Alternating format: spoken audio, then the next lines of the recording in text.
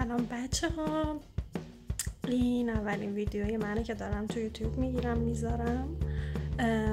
در واقع اولین ولاگیه که دارم درست میکنم تو کل زندگیم.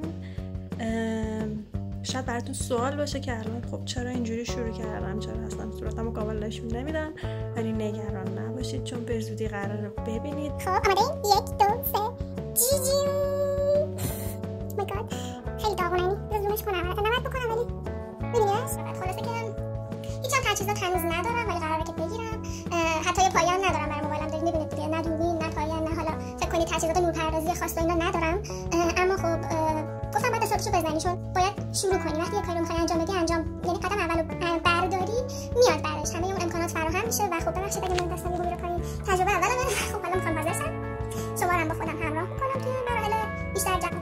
بریم ببینیم چه اتفاقی میفته امروز. قراره کلی خوش بگذره برامون.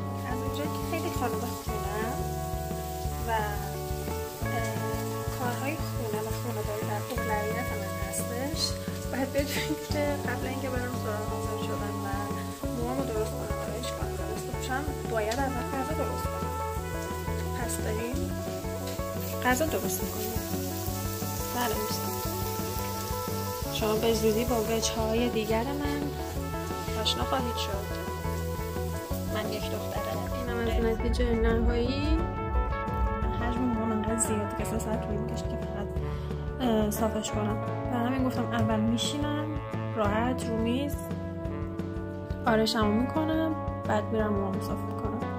و الان شما رو می‌بینم که همزمان میتونیم با هم صحبت هم بکنیم. یعنی من صحبت میکنم شما گوش بدید. واقعا دیگه میخوایم بریم اینجا. قراره که مثلا 3 نفر میان اجرا دارن، از ساعت 7 شروع میشه ولی مثلا 8 میخواد 3 نفر مختلف میان، ولی مثلا سبک موسیقیاشون اسمشون هم خیلی عجیب غریب بود، نمیدونم، احتمالاً گرجی هم، چون خیلی سخت، مثلا یادم نیست حتی اسمشون چی بود چون خیلی سخت خوندنش. موزیکای پست پانک و پست راک و ایمو راک چی بود؟ Baby, what was this genre? Emo hardcore? Emo hardcore. من کسایی که میدونن به هم بگن چجوری. حالا من میرم میبینید با هم میگید که چجوری، ولی خب مثلا پست پانک و راک رو میدونم حدوداً، ولی ایمو رو نمیدونم. حالا حتی اصلا شدم گوش دادم ولی نمیدونستم که ایمو خلاصه این سبکیه. و خب اینو داشتم میگفتم که اینجور شه مهم نیست. اینجور جاها چون معمولا هم میگم زیر زمین طورین، خیلی تاریکه محیط و اصلا هم آدمایی که اینجور جاها میرن اونطوری که شما فکر کنید برن به خودشون 7 قلم آرایش بمالن، لباس آنچنانی بپوشن، موهاشون رو اصلا خیلی ساده میرن. خیلی این مثل حالت همون ریو و این حالت جاهایی که شاید خیلیتون تجربه داشتید رفتید یا اگر هم نداشتید دیدین چطوریه این سبک آدمایی که میرن اونجا. دخترها اصلا پسرا کار ندارن، دارن راجع به دخترها صحبت میکنن دیگه. اصلا انگار با لباس تو خونه‌اش یارو پا شده اومده، یعنی در این حد ساده و اهمیت نمیدن. خب یکی از دلایل خیلی تابلوش اینه که انقدر تاریکه که اصلا چشتشون تو جلو پاتو به زور میبینی که بخوای راه بری. خب یه لحظه واسه ببینم من میخوام چه آرایشی کنم. بعد چون تنها واقعا نیاز داشتم که این حرفایی که تو دل آدم میمونه آدم میتره که از بی هم صحبتی، خوب واقعا تا موقعیتش پیش نیاد فهمید چی دارم میگم. باید باشی تو موقعیتش تا بفهمی. دقیقا من قبلش میگفتم من اصلا به دوست نیاز، مثلا آدم مستقلی هم فکر میکردم چقدر مثلا مستقل نبخشید آدم غیر وابسته، یعنی وابسته نیستم به هیچ کس و هیچ چیزی. قبل اینکه بیام اینجا از ایران، یعنی بیام بیرون، بعد فکر می‌کردم اصلا مهم نیست. من همینجا که تو ایرانم بودم همچین دوستای صمیمی که 24 ساعت با هم باشیم من نبودش، بودن دوستان ولی مثلا خیلی نبود تعدادشون. مثلا رفیق بازی من هیچ وقت تو زندگیم به اون صورت نکردم و هنوزم نیستم. ولی اینجا که میای داستان فرق داره.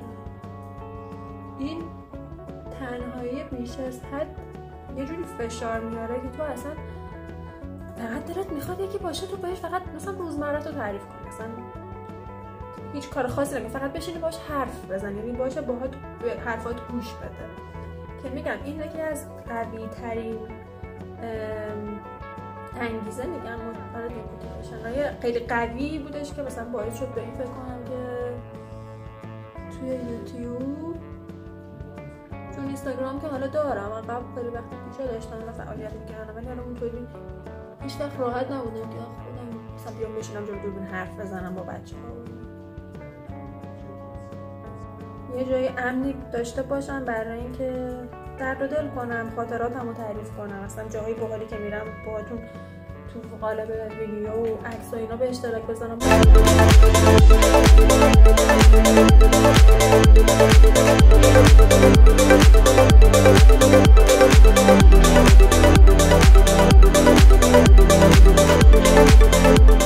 این از موهای من.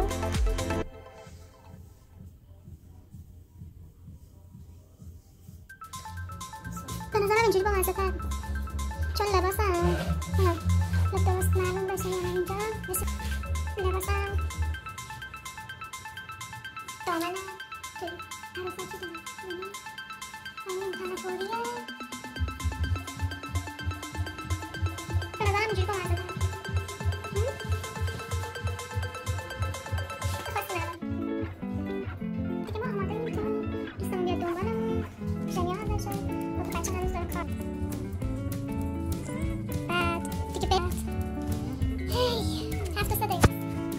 بعد را بیتون تقریبا همچنین حاضر نیست. البته نزدیک اینجایی که میخوایم بریم در کمال ناوآوری، چون همیشه همه اونجا میخوایم بریم و بریم مرکز شهر.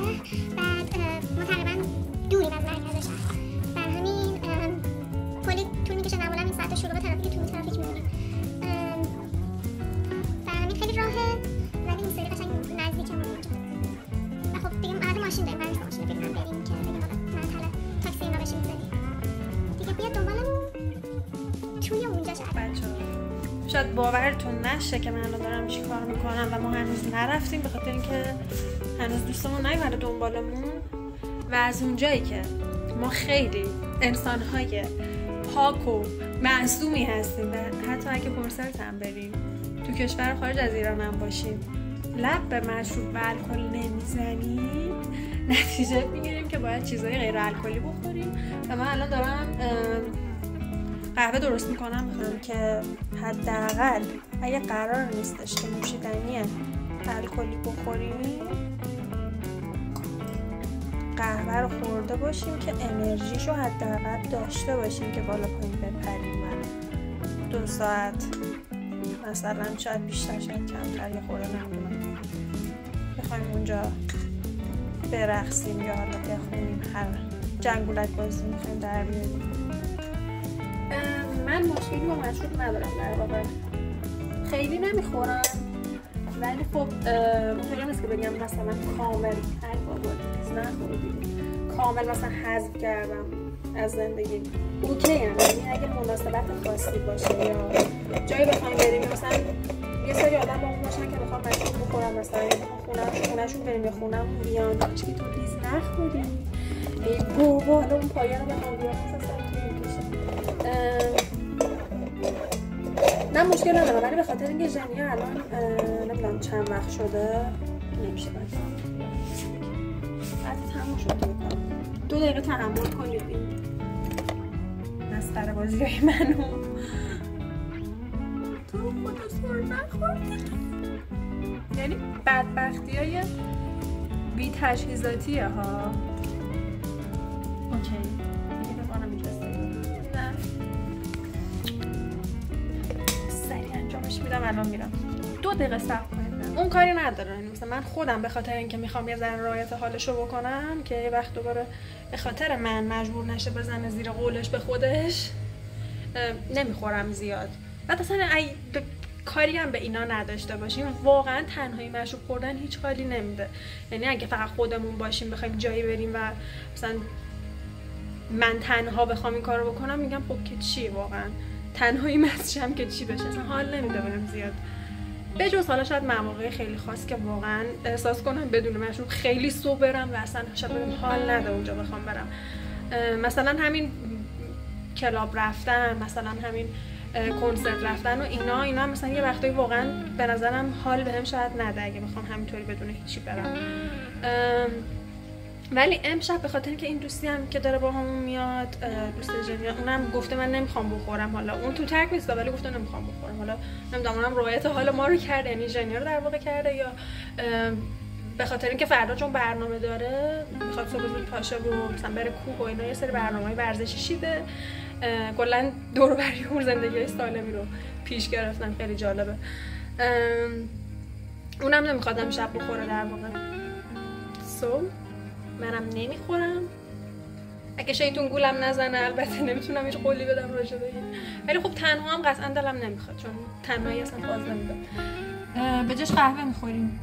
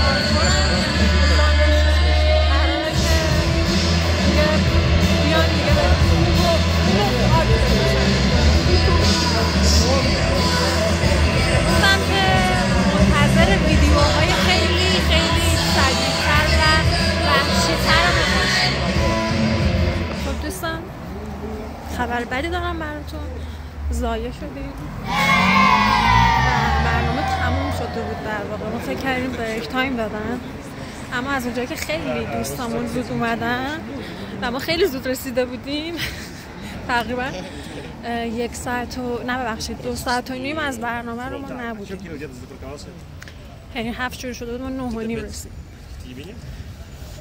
واسه همین دیگه کلا یه دونه گروه بیشتر، یعنی آخرای دومی بود که رسیدیم و سومیه که میگم که کامل بودیم و فکر کردیم دومی تازه دیگه نشد دیگه اون باحال رو باشیم، ولی همین هم فرق نداشت. تقصیر بچه‌ها شد، دیر اومدن. اما الان دیگه چون خیلی زود تازه 10 ساعت سر شب لاتاس داریم میریم یه بار دیگه نمیدونم نایران تا که بچه ها گفتم بریم چون خیلی زوده واسه خونه رفتم. خداییش همه حاضر شدیم، همه اصلا پشمامون ریخه، یعنی چی تموم شده دیگه. همین جای جدید میبینم تو اومدی یه بار خیلی باحاله جاش، مثلا نگاه فقط بالاشیم البته جای باحالیه. حالا نیومده بودیم تم آمریکایی طوری ساختنش. بله مادرفاکرز هم در صحنه داریم، خوشگله جاش.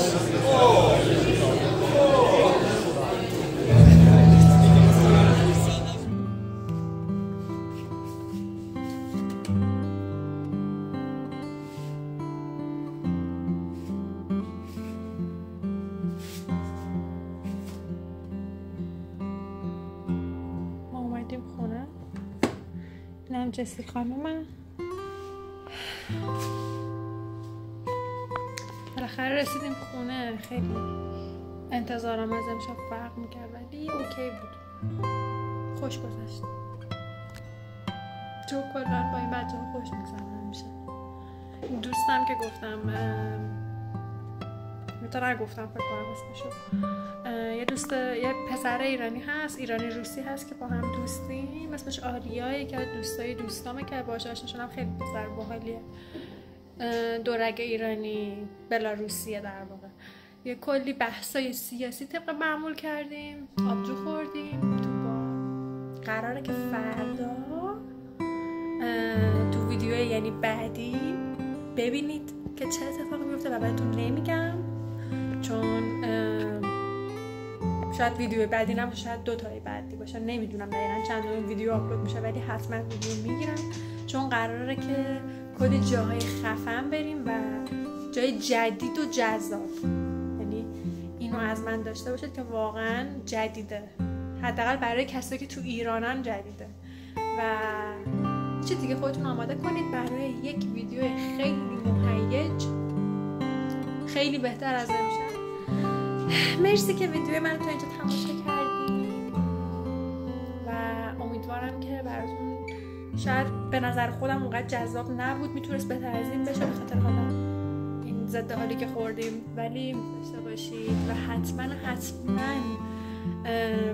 منو سابسکرایب هم کنید و منتظر ویدیوهای باحال و با کیفیت و درست حسابی تر بعدی باشید چون که قراره واقعا خیلی بهتر از این لولی که دیدید ببینید. اینو بهتون قول میدم، یعنی همینجا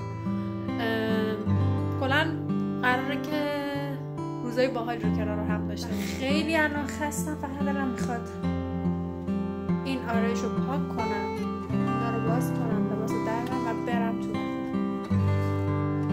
به عنوان اولین تجربه این ویدیو رو گرفتم و امیدوارم که مورد پسند تمام دوستای جدید و قدیمیمم واقع بشه و منو دنبال کنید.